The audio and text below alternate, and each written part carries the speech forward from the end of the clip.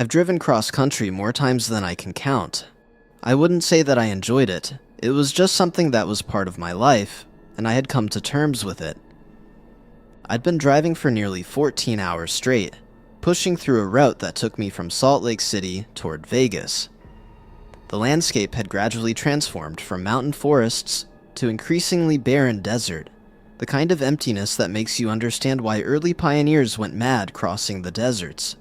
By the time the sun began setting behind me, painting the sparse hills in shades of orange and purple, I was running on fumes, both literally and figuratively.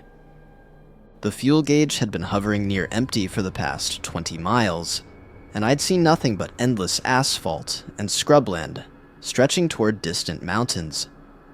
Just as I was beginning to seriously worry about being stranded in the middle of nowhere, I spotted a cluster of lights ahead. A small oasis of civilization that appeared almost miraculous in the gathering darkness. I came across a motel called the Desert Star Motel. It sat alone beside the highway like a forgotten relic from the 1960s. A tall neon sign announced vacancy in flickering pink letters, though several of the bulbs had burned out, creating gaps that made the word look somehow ominous. The building itself was a classic L-shaped structure, with rooms facing an interior parking area, the kind of place you always see in movies when shady deals take place. I pulled into the gravel lot, noting that only 2 other vehicles were present. The office sat at the corner of the L, its windows glowing with the blue flicker of a television set inside. The man behind the registration desk looked to be in his 70s, with deeply weathered skin and pale eyes that seemed to look through me rather than at me. His movements were slow as he retrieved a registration card from beneath the counter, his pen shaking slightly as he prepared to write.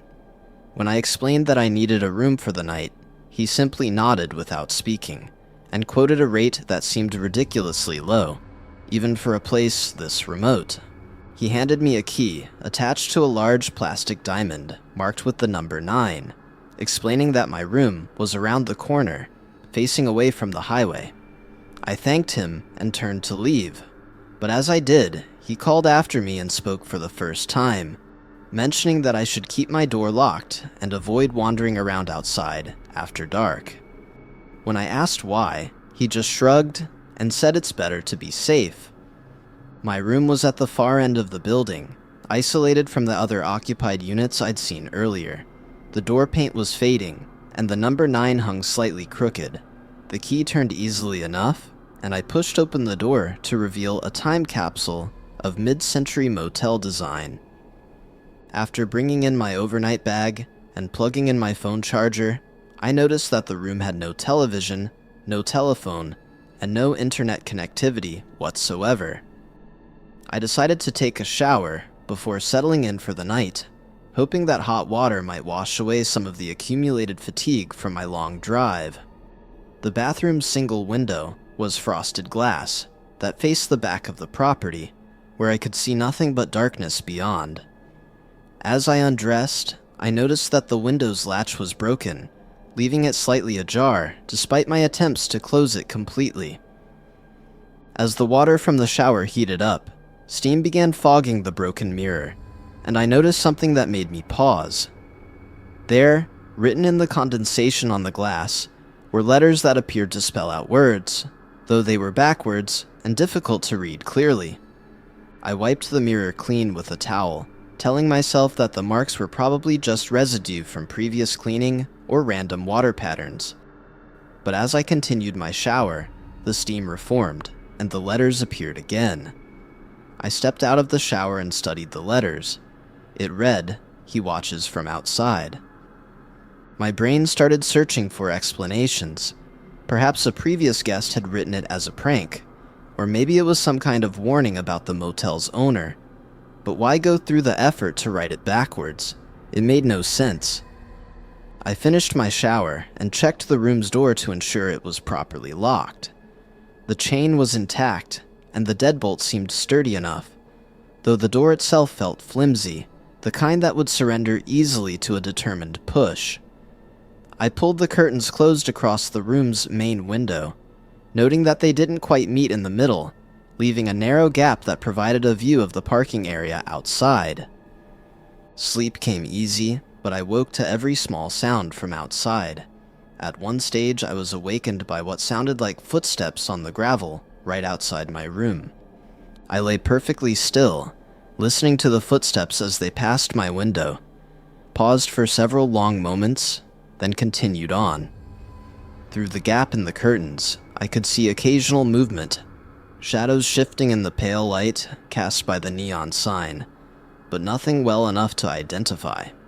The sound of footsteps went on for at least an hour, always passing directly by my window. When I finally worked up the courage to peer through the curtain gap, I saw a figure standing motionless in the parking area, approximately 50 feet from my window. The person appeared to be wearing dark clothing and was positioned in such a way that the neon sign's glow created more shadow than illumination. I remained at the window for several minutes, waiting for the person to finally start moving, but it never came. They just stood there, completely motionless.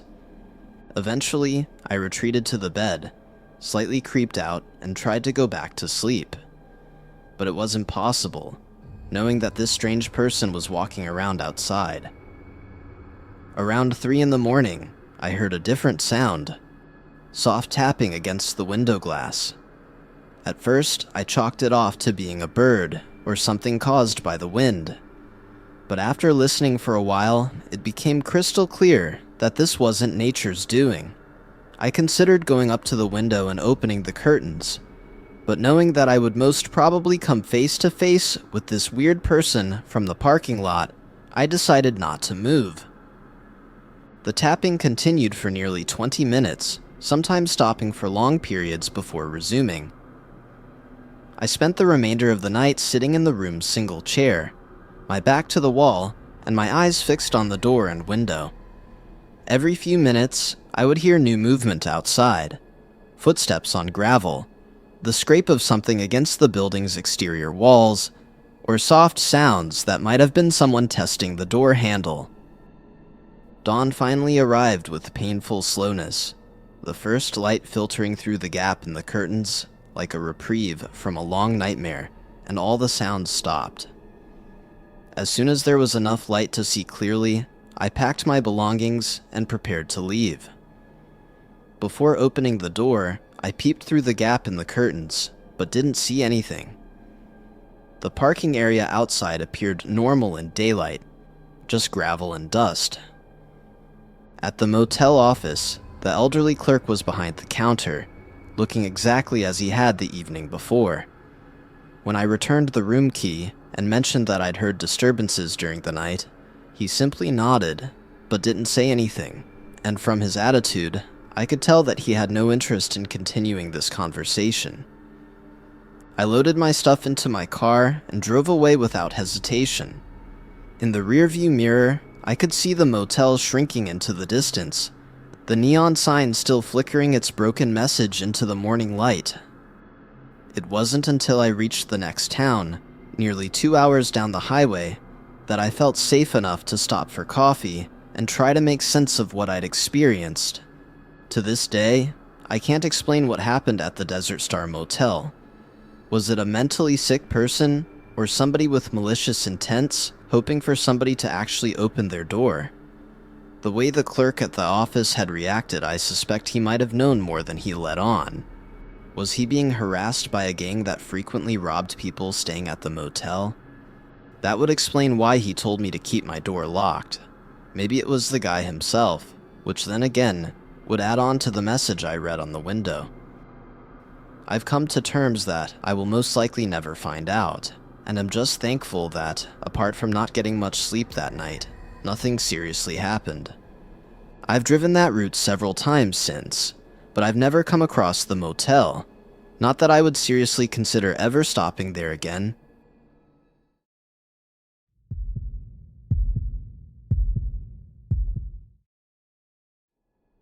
Once a year, my former college roommates and I spend a reunion weekend together.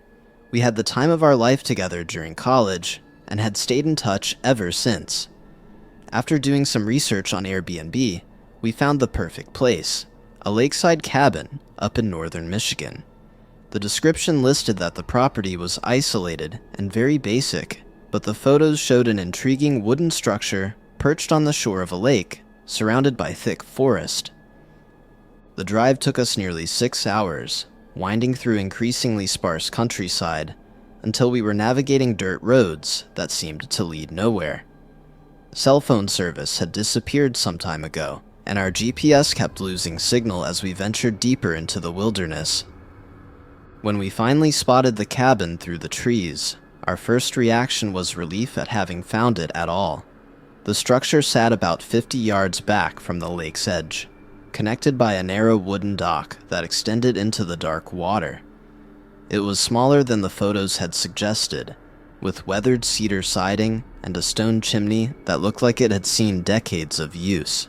Several windows were boarded up, and the front porch sagged slightly under the weight of accumulated debris. One of the guys, Jake, who had always been an optimist, immediately declared it perfect for our needs. We needed a place to reconnect, to drink beer, and reminisce about college without any distractions. The living room of the cabin contained a stone fireplace, mismatched furniture that looked like it had been collected from garage sales, and a small kitchen area with appliances that probably dated way back. 2 small bedrooms branched off the main space, each containing bunk beds that creaked ominously when we tested them. We spent the first evening getting settled and exploring the immediate area around the property. The lake was larger than we'd expected, stretching away into the distance until it disappeared around a bend in the shoreline. Dense forest pressed close to the water's edge on all sides, creating the impression that we were completely cut off from civilization. As the sun set, painting the water in shades of orange and purple, we built a fire in the stone fireplace and opened our first round of beers. As the night wore on, we all began to notice the profound silence that surrounded the cabin. No traffic sounds, no distant voices, no indication that any other human beings existed within miles of our location. It was Mike who first mentioned the feeling that something was off about the place. He'd been exploring the area around the cabin while we prepared dinner and had discovered signs that other people had been camping nearby recently. We tried to dismiss his concerns, but as we sat around the fireplace that evening, each of us found ourselves glancing toward the windows, wondering what might be moving in the darkness beyond our small circle of light. The next day, we'd planned to spend the day hiking and exploring, but the oppressive weather made us reluctant to venture far from the cabin. Instead, we occupied ourselves with card games and conversation. It was sometime in the afternoon that something caught our eye. Through the mist, we could make out a small boat moving slowly along the far shore of the lake.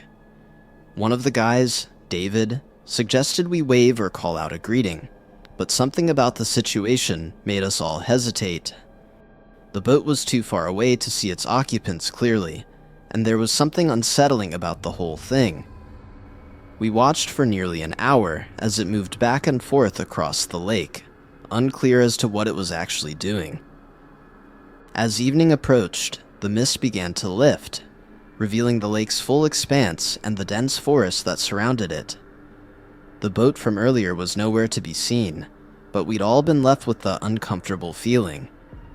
The jokes and easy laughter that had characterized our previous reunions were replaced by nervous conversations and frequent glances toward the windows.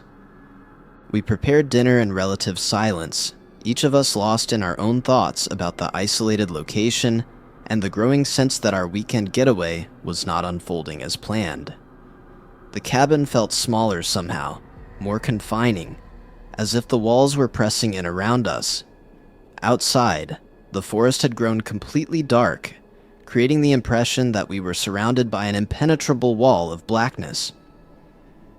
We were sitting around the fireplace after dinner, playing cards and trying to recapture some of our earlier enthusiasm, when the sound of footsteps reached us from outside.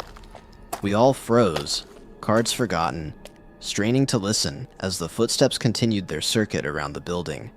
We contemplated if it might be another camper looking for help, but we concluded that it made no sense.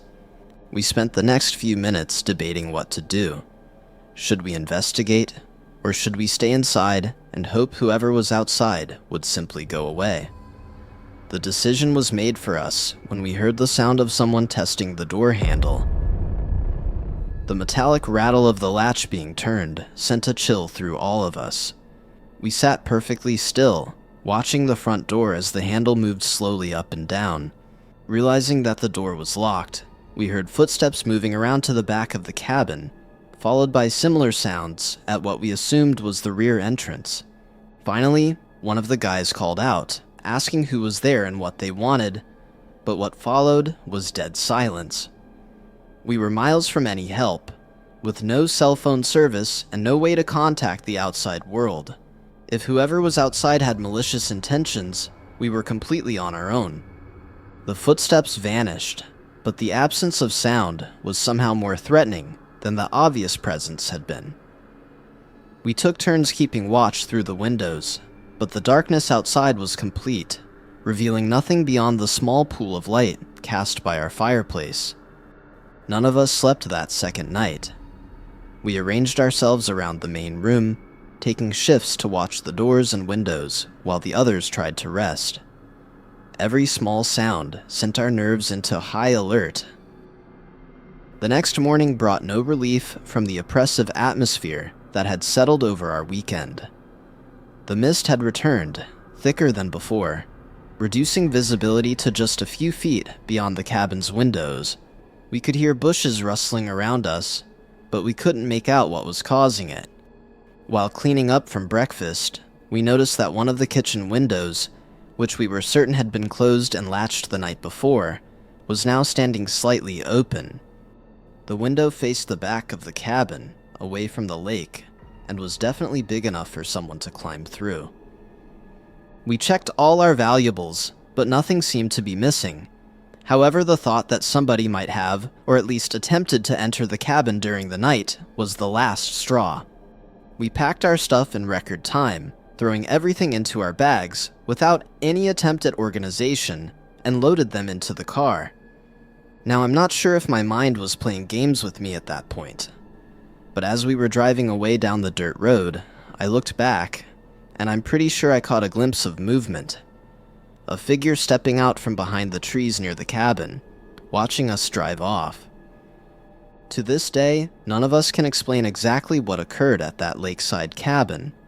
There would have been plenty of opportunities to approach us during our stay, and we had only ever locked the door once it got dark outside.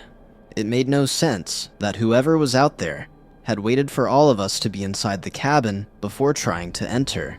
Was he planning to hold us at gunpoint? We never reported the incident to anyone, but we did inform the owner of the cabin. After much back and forth, they agreed to refund 50% of the price.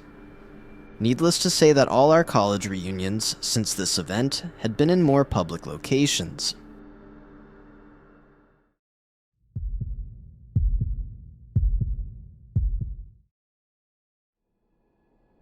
I've been working as a geological surveyor for 15 years now, spending most of my time in remote locations that most people never ever visit. The job takes you to places where cell phone towers are just distant memories, and the nearest human being might be 50 miles away. 2 years ago, I received the assignment to survey an abandoned copper mine that had been dormant since the 1970s. The state was considering the site for environmental remediation, and they needed detailed measurements of the tunnel systems and structural integrity before any cleanup work could begin. The location was about 60 miles northeast of Missoula, accessible only by a series of increasingly rough dirt roads that wound through dense pine forests and rocky terrain. I set out in my modified pickup truck, loaded with surveying equipment, camping gear, and enough supplies for 3 days in the field. The forecast called for clear skies and mild temperatures, perfect conditions. But from my experience, I knew that I could never fully trust these forecasts. The drive took me through small mountain towns that seemed frozen in time, past logging operations and ranches that sprawled across valley floors, and finally onto Forest Service roads that saw maybe a dozen vehicles per month. By late afternoon, I reached the mine site.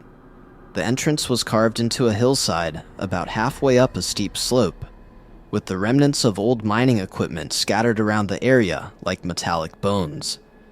A rusted conveyor system stretched down the hillside, and several collapsed wooden structures marked where the mine's support buildings had once stood. The whole scene had an air of abandonment that went beyond simple disuse. It felt actively forsaken, as if people had left in a hurry and never returned. I set up my camp in a flat area about 100 yards from the mine entrance, putting up my tent beneath a cluster of tall pines that provided some shelter from the mountain wind. As darkness fell, I prepared a simple dinner on my camping stove and reviewed the survey plans by flashlight.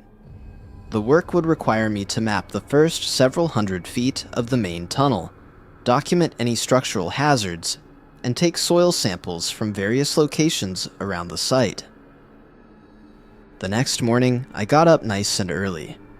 I ate a quick breakfast and began setting up my equipment near the mine entrance.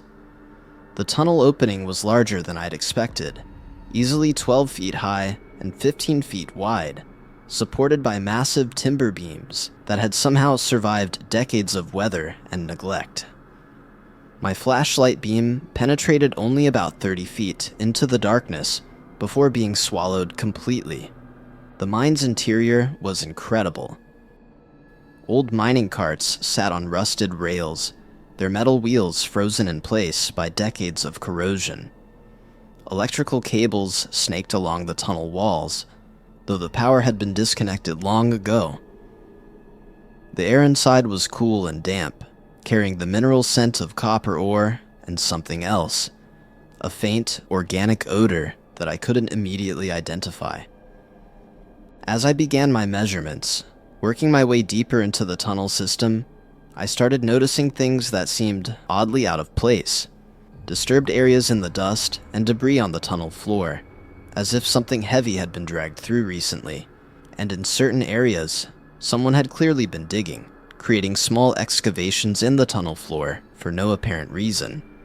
I thought that maybe state inspectors had been here before me, or some adventurers exploring isolated areas and tried not to make too much of it and continued with my work.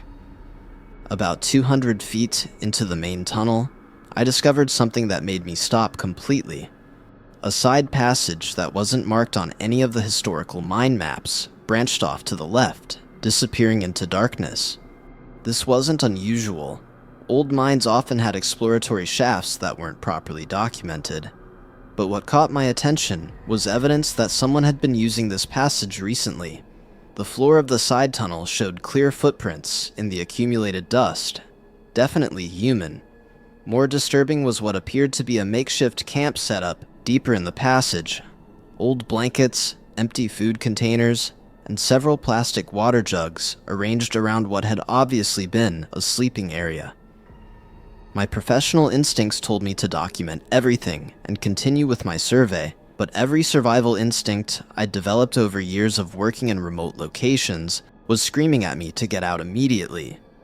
Someone had been living in this abandoned mine, and based on the condition of the supplies, they might still be around. I backed out of the side passage and returned to the main tunnel, moving more quickly now, and constantly listening for any sounds that might indicate I wasn't alone. The beam of my flashlight seemed inadequate against the pressing darkness, and every shadow looked like it might conceal a hidden observer. The innocent mineral scent I'd noticed earlier now seemed ominous, mixed with something that definitely smelled like human habitation.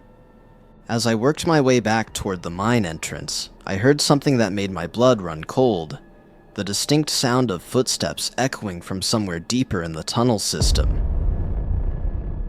I stopped completely, holding my breath and straining to listen, hoping I'd imagined the sound. But there it was again. Footsteps, definitely coming from the direction of the side passage I'd just explored. someone whose personal space I had just invaded. I had heard stories from other surveyors that had come across people in remote locations, and they did not always end peacefully. I made a decision that probably, now looking back, was the best thing I could ever do. Instead of calling out or trying to confront whoever was in the tunnel, I turned off my flashlight and moved as quietly as possible toward the mine entrance. The darkness was absolute, but I kept one hand on the tunnel wall and moved slowly, testing each step to avoid making noise on the loose rocks and debris. Behind me, the footsteps continued, and I could hear other sounds now. The scrape of something being dragged. I imagined it could be a spade or something, which the person might use as a weapon to attack me. I kept moving as my heart was hammering in my chest, and I reached the mine entrance just as the morning sun was hitting the hillside.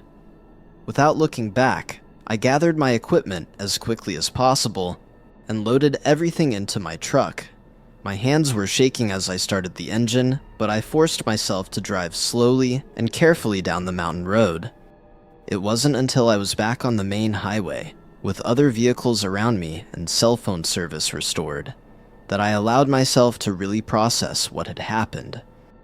I'd stumbled across someone who had made their home in an abandoned mine, someone who clearly didn't want to be discovered, and who might have reacted violently to my presence if I'd handled the situation differently. I reported my findings to the State Environmental Office, and recommending that law enforcement be involved before any further survey work was attempted. They thanked me for the report and assured me that they would investigate, but I never followed up to learn what they found.